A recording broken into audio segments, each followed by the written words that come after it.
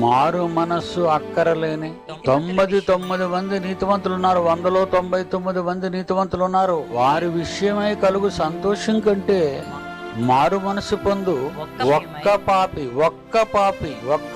విషయమై పరలోకమందు నిన్ను కన్న నీ దేవుడికి ఎక్కువ సంతోషం అంట. ఏంటండి ఆ గ్రామటికల్ వర్డ్ చూడండి, ఆయన మనసులోని ప్రేమ అనురాగాలు. మారు మనసు పొందు ఒక్క పాప విషయమై పరలోకమందు ఎక్కువ సంతోషమా. ఎవరికి? తండ్రికండి.